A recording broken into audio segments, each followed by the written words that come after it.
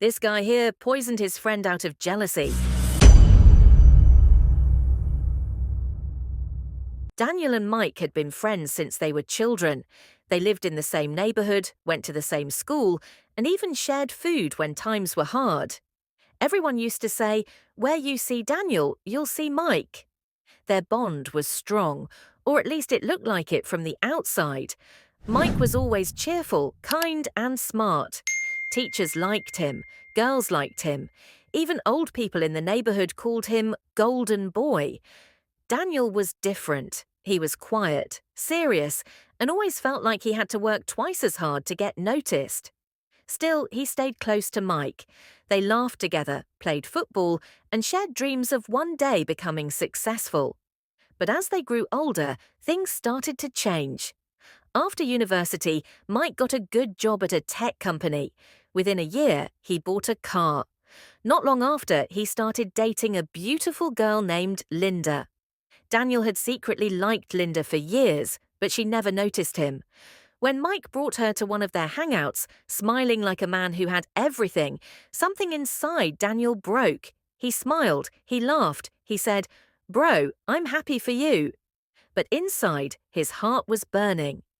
One Saturday, Mike invited Daniel over for a drink.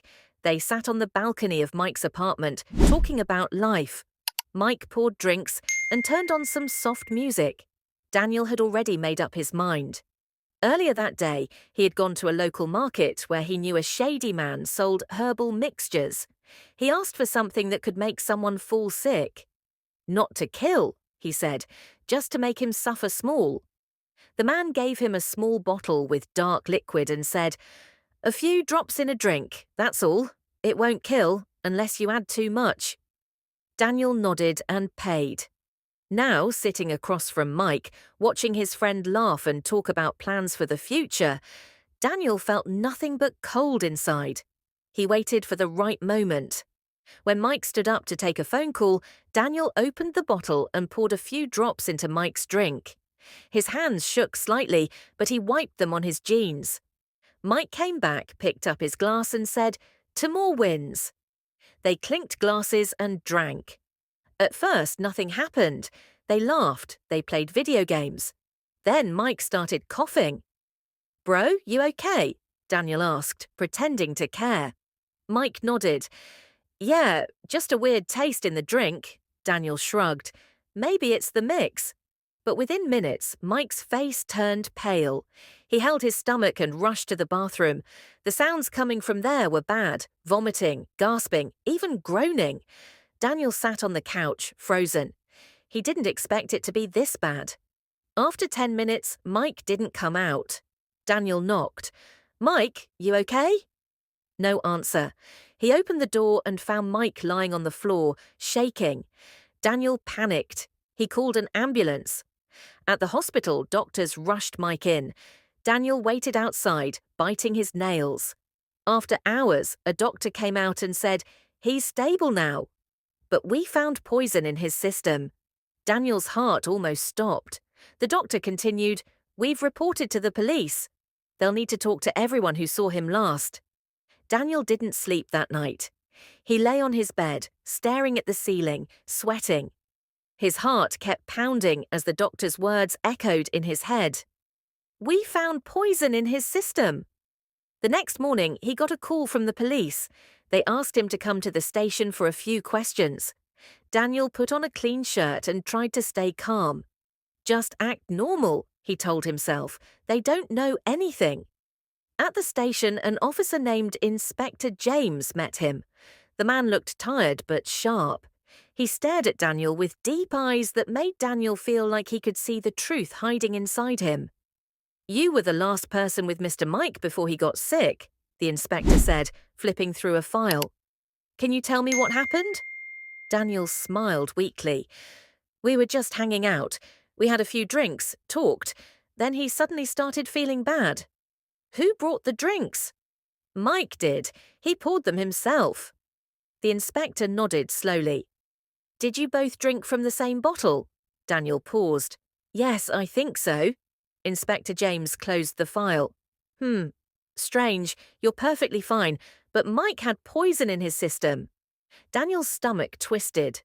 Poison? You're sure? Yes. We sent it to the lab. It was something bitter, like a herbal poison. Not strong enough to kill quickly, but very dangerous. Daniel shook his head. I don't know anything about that. The inspector leaned forward. Look, Daniel, Mike is lucky to be alive, but someone wanted to harm him. We're checking everyone close to him. If you know something, anything, it's better to say now. Daniel forced a nod. I'll let you know if I remember anything. Back home, Daniel felt like the walls were closing in. He thought he could get away with it. Just make Mike sick for a few days. Teach him a lesson. Make him feel weak for once. He never meant for it to go this far, but now the police were involved. If they found out, his whole life would be over. Days passed, Mike stayed in the hospital, Daniel didn't visit. He told everyone he was too shocked to see him that way. In truth, he couldn't face the person he almost killed. Then, one afternoon, Daniel got a call from Linda, Mike's girlfriend. Daniel, she said, her voice cold, we need to talk. They met at a quiet cafe. Linda looked different, no makeup, tired eyes, and a hard look on her face. I know something's wrong, she said. Mike told me you acted strange that day. Daniel shook his head quickly. No, I was just worried. She leaned in. Listen, the doctor said the poison was added to his drink. You were the only one there. What really happened? Daniel's hands trembled under the table. Why would I hurt Mike? Linda stared at him. That's what I want to know. There was silence.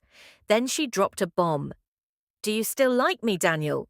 Daniel's eyes widened. What are you talking about? She folded her arms. Mike told me you liked me before we started dating. He said you acted different when we got together, like something changed. Daniel looked away. I don't know what he told you, but I'm not a bad person. Linda's voice softened a bit. Then prove it. Help us find out who did this. If you're innocent, you should want to clear your name. Daniel nodded, but inside, he was dying. That night, Daniel stood in front of his bathroom mirror and looked at himself. His eyes were sunken, his lips dry. Why did I do this? He whispered. He thought about the years of friendship, about the birthdays, the late-night talks, the support. And now all of that was broken, all because of jealousy. The next morning, Daniel made a decision. He went to the hospital. Mike was awake, but weak. His face was pale, and his hands trembled slightly as he held a cup of water. Daniel stood at the door for a while before walking in. Mike looked at him. You finally came. Daniel forced a smile. I've been scared. Mike nodded. Me too. There was silence. Then Daniel sat beside him.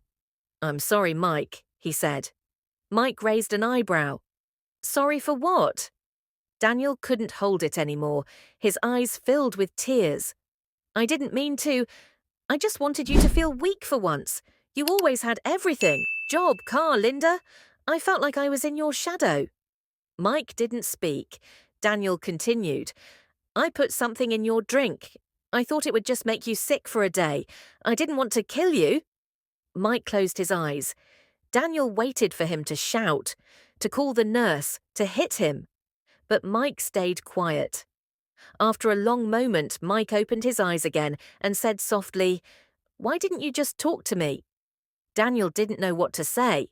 Mike lay quietly in the hospital bed, his weak eyes fixed on Daniel. I trusted you, he said, his voice barely above a whisper. I saw you like a brother.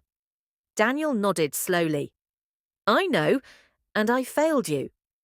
The room was silent, except for the soft beeping of the hospital machine.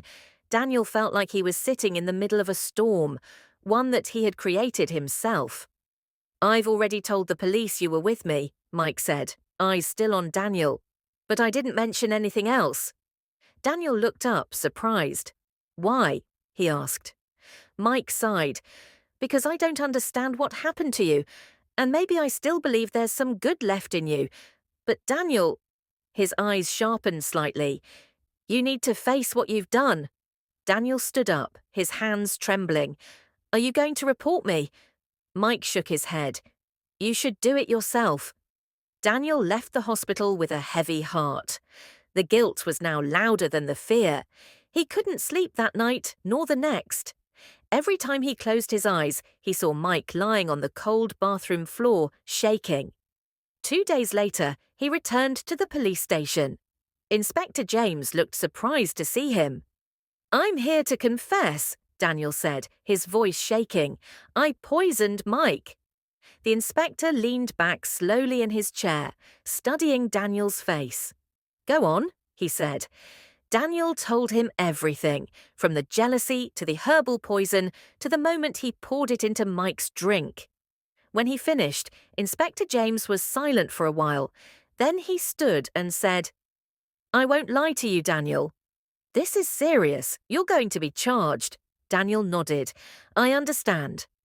As the officers took his fingerprints and led him to a cell, Daniel felt strangely calm. He had finally told the truth. For the first time in weeks, he wasn't hiding anymore. Weeks later. The news spread like wildfire across town. Everyone was shocked. People who once praised Daniel for being quiet and well-behaved now looked at his house with shame and whispers. Mike had been discharged from the hospital. Though still weak, he was recovering slowly. Linda stayed by his side, and the bond between them seemed stronger than before. Daniel's parents visited him in jail. His mother cried the entire time. Why, Daniel? She kept asking. You had a good heart. Where did this come from? Daniel looked down. I let jealousy poison me before I ever touched a drink. Daniel was taken to court. He was charged with attempted murder and unlawful poisoning. Mike was called as a witness. He walked slowly to the stand, still recovering. The room was quiet as he spoke. Daniel was like a brother to me, he said. He hurt me deeply, but I don't believe he wanted me dead. The judge listened carefully. After the testimonies and review of medical records, the verdict came. Daniel was found guilty, but the judge considered the confession and the fact that Mike survived. Daniel was sentenced to 8 years in prison with the possibility of parole after 5. When he heard the sentence, Daniel didn't cry. He just nodded. In a way, it was lighter than the prison in his mind. Daniel adjusted to life behind bars. It wasn't easy, but he took it day by day. He joined a reading group and spent hours writing in a notebook. He wrote letters to Mike, though he never sent them. I don't expect your forgiveness, but I want you to know I've changed. Every night, I remember your words. You should have talked to me. I should have, and I'm sorry. He wrote poems, stories, and reflections. He wanted to heal, to rebuild what was left of himself. Daniel sat across from the parole board. He looked older, quieter. His eyes no longer burned with envy, but with regret. The board reviewed his behavior, the reports, the counselor's notes. You've been honest, respectful, and reflective, one of them said. If granted parole, what do you plan to do? Daniel replied, I want to teach. I want to help young boys understand the danger of silent jealousy. I want to stop others from becoming like me. The board exchanged looks. After a short discussion, they granted him parole, freedom. But different Daniel stepped out of prison a free man. But freedom didn't erase his past. It didn't take away the pain he caused. He moved to another town and began teaching creative writing at a small community centre. His students liked him. He spoke softly, listened well, and told stories that made people think. One day, during a seminar about forgiveness and mistakes, he shared his story for the first time in public, without using real names.